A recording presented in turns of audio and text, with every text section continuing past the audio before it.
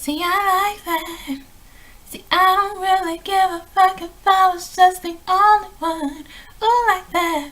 Oh me, oh me, oh me, oh my. Oh me, oh me, oh me, oh my. I. And I like that. And I don't really give a fuck if I was just the only one who likes that. I never like to follow all around the chaser zone. Oh me, oh me, oh me, oh my. Someone once told me that a true miracle, is a shift in perspective. Shift or shift. Okay. So homegirl, the wig, has been revived. She's alive. She has been co-washed. So her curls are back. And I've just been having so much fun with this thing. Although it's almost time for it to go. All right. So I watched what was that? It was Monday of this week. What's today? Today is like the 19th of today is October 19th, 2018. So it was Monday of this week that I came across. No. It was like it was probably like Sunday or something like that. I came across this video that YouTube had been suggesting to me, recommending. So my recommendations, I Want My Sex Back. It's this documentary. And I was unaware of such an occurrence. You know, I had jumped on the movement with transgender people, and I said, okay, yeah, because I really empathized. I thought that must be so. Can you imagine, being in your own body and not feeling like it is your body? Just a really, every morning you wake up, every day. And this came from this other film. It was a short film that I watched about a young woman. I think they were like European or something. And it was a female to male transgender. She was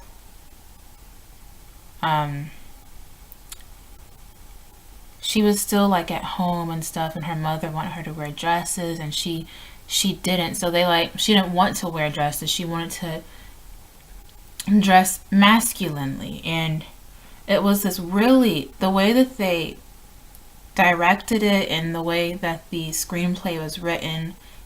Someone like me who didn't quite understand the concept of transgenderism, I didn't sympathize, no, because I just thought, that's what I was raised to think. Oh, it's ridiculous, I didn't sympathize. But that film helped me empathize just how, like, wow, like, you feel like you need to change. Like this, it's so disturbing to the point where you cannot be satisfied with yourself or your life. You need to feel complete.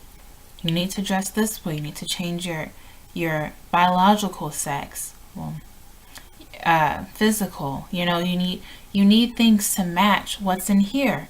And when it doesn't, there's this incredible cognitive dissonance happening. So since that was years ago that I watched that film, so since then I had decided to empathize. I was like, wow, I may not understand their perspective. This channel is all about perspective. Really, all of my channels are all about perspective. I may not understand their perspective because it's not my own, yet I want to empathize with them and believe what they're telling me about their experience, what I've been told through the general media that has gotten the overall consensus and story from those who have this experience, have had this experience. So now fast forward to earlier this week. And when I watched the documentary, and when I watched it, I was like, holy shit. This documentary was about people who identified as transgender, who did the hormone therapy, who underwent the sex change operations, and then regretted it. One of the people who were interviewed in this documentary was a well-known what am I trying to say? She was in it. What was her name? Renee Zeller or something like that. She's an author, and she's been living as a woman for like 20 plus years. She's in her 60s now, or at least when they filmed that, she was in her 60s. And she said, what's the point of me getting a reverse operation at this point when I've been living as a woman for all these years? And the other two men in the documentary, they had transitioned to females, and then they detransitioned. They got their sex, their genitals and everything. Now here's the thing. One of the men, he was unable to have orgasms. Because of the surgeries, he was unable to orgasm. And then Renee, she was unable to have sex because of the vaginal canal that they constructed for her just didn't function as a vagina would. A natural vagina is a muscle that, like any other muscle, relaxes and contracts upon relaxation and tensing up, okay? When it tenses up, and then when it relaxes, and that's how the whole birthing process works. Sex too, it relaxes to make space for things to exit and enter, and it contracts in its natural resting position. It's just like this. So of course nothing can get up in there, I suppose you can say. It's a wonderful phenomenon. It's amazing, quite honestly. And so the one they constructed for her was not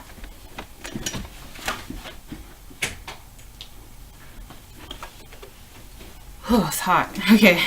The one they constructed for her did not have that relaxing capability. So it was too small for anything to go in there comfortably. And so she said intercourse really hurt. So she was unable to have sex as well. Yeah. And so,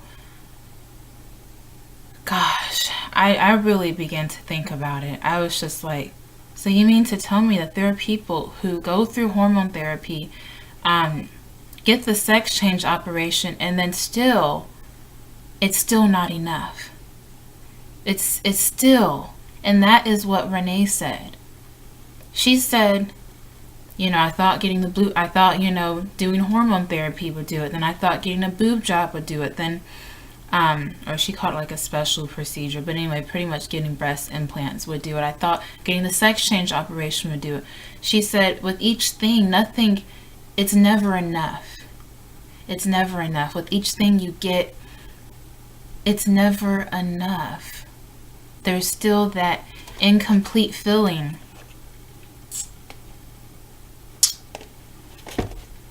There's still that feeling of I need. And I'm going to come back to that in a moment.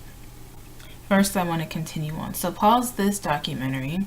And so I finished watching that, went through, read the comments, a lot of things said. And then YouTube suggested another video for me, and it was that of this pediatrician. And she was giving her take on transgenderism. She's a pediatrician, so she works with children. Well, she told this story, and I'll put a link to the video in the description. She told this story about this young boy, and gosh, I don't want to get into the details because it will take quite long. So I will put the link down if you want to watch it.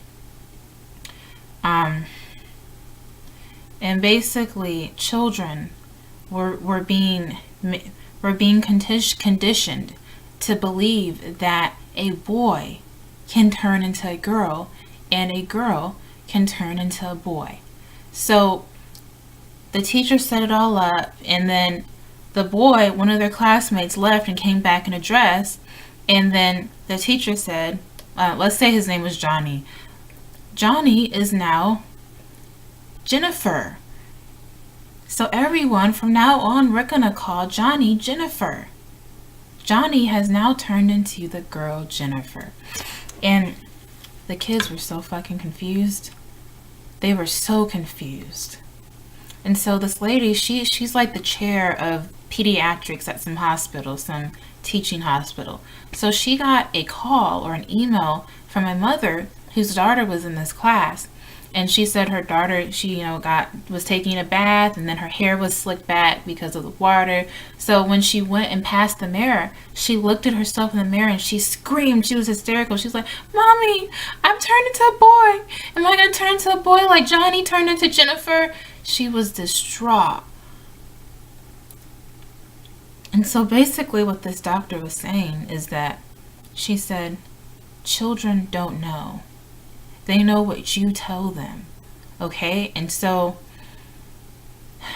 for a child to be made to believe that one's sex can be changed, it sets them up for a lifetime of confusion. And here is where it clicked. And I mean, I took genetics. In undergrad. I dropped out. But yeah, I took it. I know the basics of the XY and the XX chromosome. XY is male, XX is female. Okay, I know that sex is genetic. Sex is genetic. And so this doctor, she said, it's binary.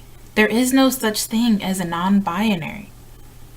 People who are intersex are the exception, yet the exception does not change the rule of binary. It doesn't. It's simply an exception. It'll be treated as such. So if you are intersex, you were born with the genetic makeup of both sexes, XY and XX. And so that manifests, or that phenotypically, physically, essentially, expresses itself in different ways.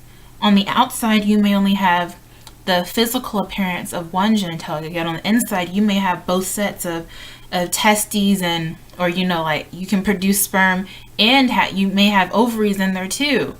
And this reminds me of years ago, there was this woman who, she was born with, what was it, two uteruses or something. And she also had like the reproductions for a male. It was, wow, she was intersex. Those people literally are both male and female. They are. It's in their genetic makeup. Yet those of us, and that's a rare occasion, actually. She said it's a rare occurring thing. Regardless if it's rare or not, it happens. And so they are the exception. Yet for those of us who are not intersex, we are what our genetic material says we are. Okay? And so now I will pause that and I'll come back to that.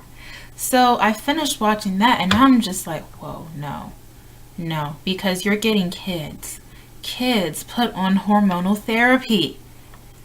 Do you know how damaging hormonal therapy is to the body? It's degenerative. And so once you get on these things and they start transforming the body, you're gonna to keep that transformation up, you're gonna need to take these hormones for the rest of your life. And how many years? Even with women, okay, with birth control.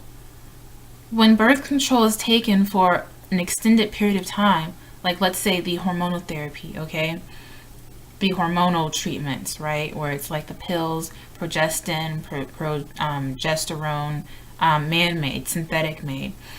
Um, it it can affect your ability to have children, to reproduce, because it offsets the balance.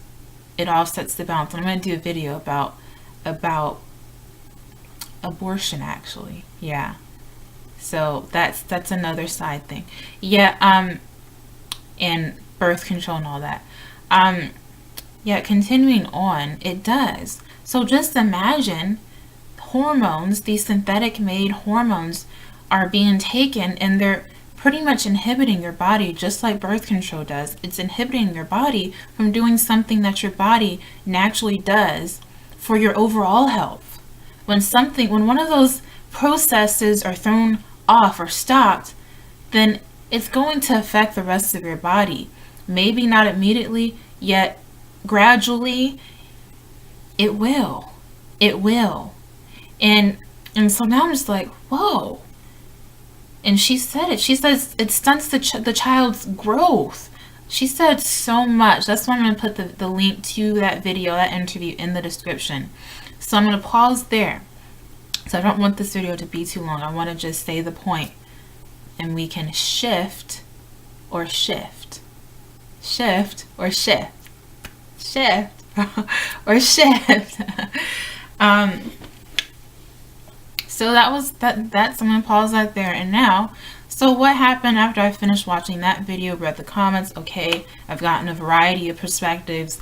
Then what I did was I went on to, well, YouTube added again suggesting videos for me, and now these videos are actual transgendered people telling their story, why I detransitioned. So I clicked on this one, and this guy, he said that he told his story, and basically he said, and I'll put a link to his story in there as well. He said, I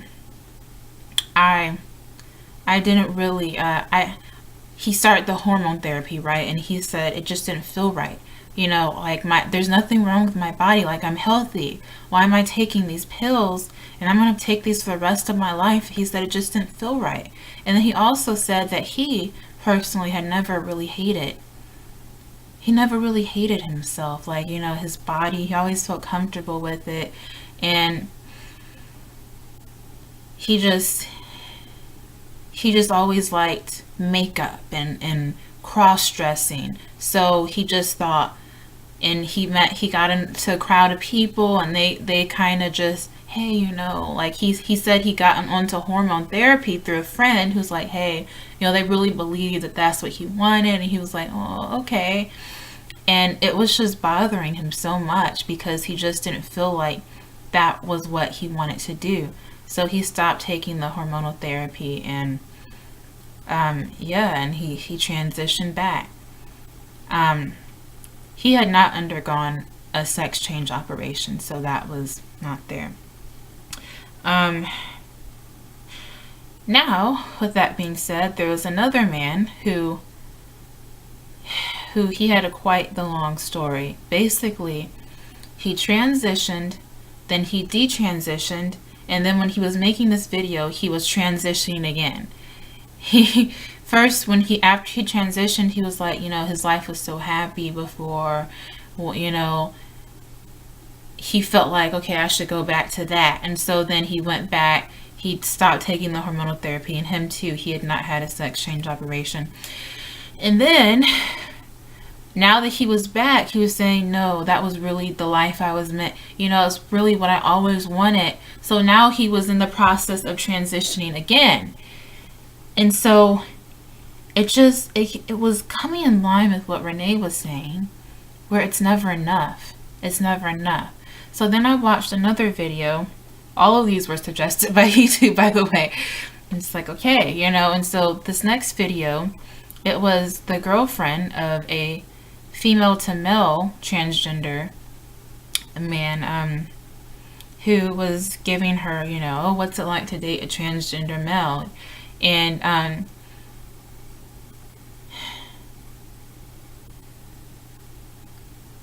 it wasn't really like his story. It was simply his girlfriend, you know, like, hey, he showed up at the end of the video, and they seemed, I skipped ahead because I just wanted to see him. They seemed happy. They're engaged and stuff. They're friends before.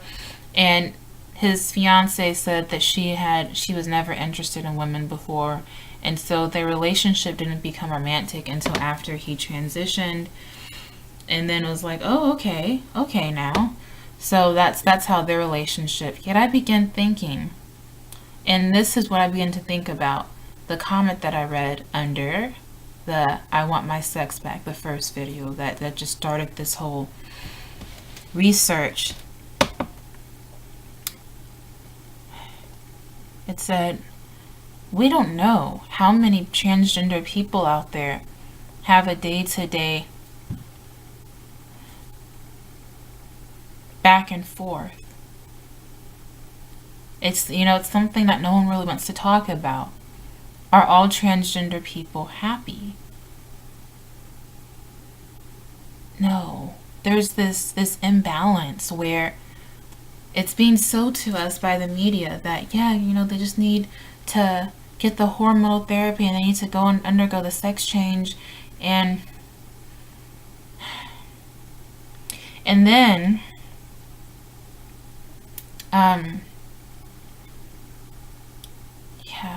and then the what it does to the medical field, like so many comments I read. And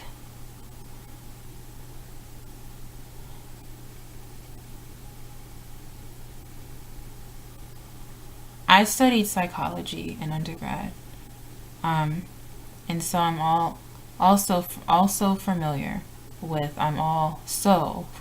very familiar with gender dysphoria. And I had a friend in my undergrad when I did learn about gender dysphoria. We were in the same class, and she had a female to male friend in the UK who was like her pen pal. And so she was, when we were talking about it, she was uncomfortable. She wasn't really accepting of the gender dysphoria. And so now that I know about gender dysphoria, because when I watched the documentary, I didn't know about it. I hadn't learned it yet. Now that I know about it, ever since I did learn about it, I always just kind of wondered, because, homosexuality was once in the DSM, and then they removed it, I believe it was in the 80s, because it's not a psychological disorder. Yet gender dysphoria is still in the DSM. And so, why is nobody talking about this? And so, I'm not necessarily here to try to dictate what someone does in their life. I'm here because I'm seeing this is presented as the solution. Okay, hormonal therapy and sex change, or what was the word that the doctor used, the pediatrician? Not parading. Imposing. No, dang it. Okay, for lack of the word, pretending to be this gender, that gender, parading around as a gender that is not their biological gender, is the answer, is the therapy. Yet it's not solving anything. It's really getting people into even more crisis than they were before. And because it's such a serious operation, sex change, and even the hormonal therapy is such a serious, it does so much to your body. It takes healthy functioning body parts and a healthy body, and it makes it sick. Eventually it will, because the hormones are very degenerative. They're very harmful. They're very harmful. And so it's like, is this really it? Is this really the solution? Is this really the treatment?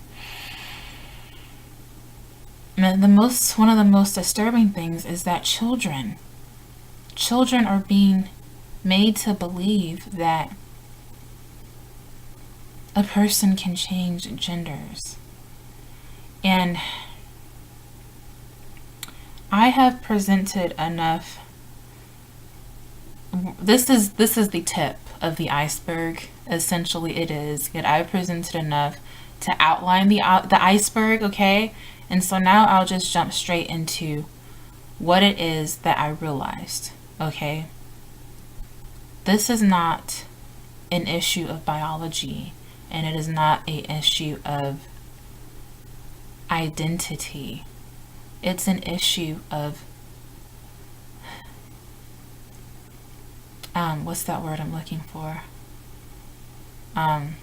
Social assimilation. It's a social issue. So as an aspiring social psychologist, I realized something. Gender is defined by sex. Okay? So we have gender, and we have sex, and sex defines gender, right?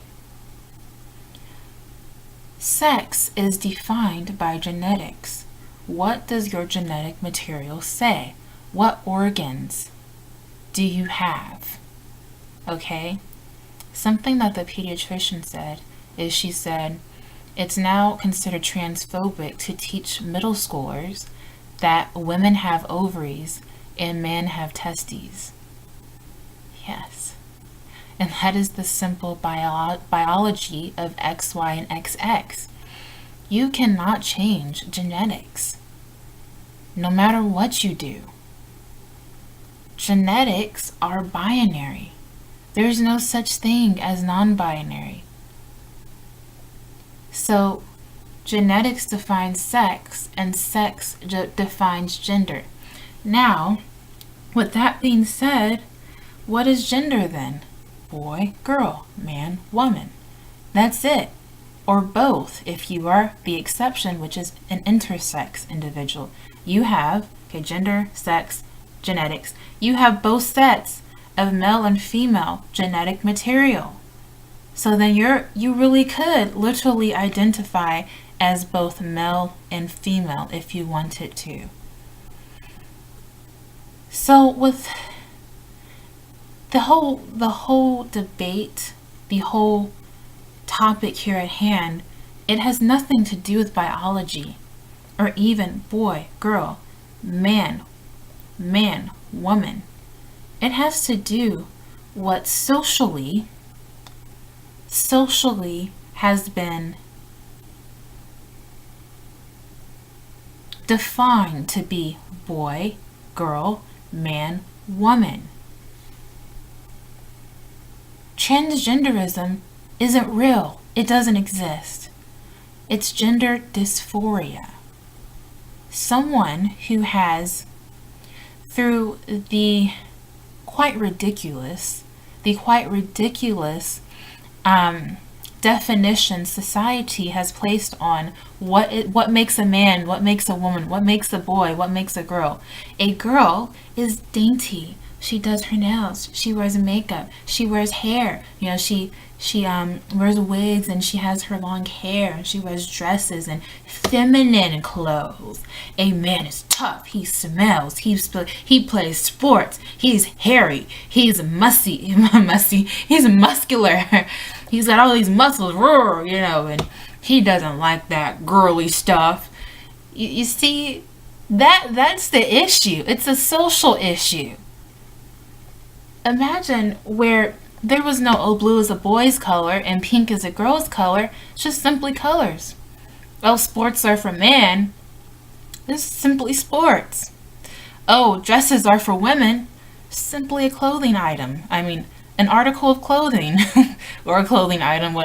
I wanted to say article of clothing, so there we go. That's simply it. That's simply it.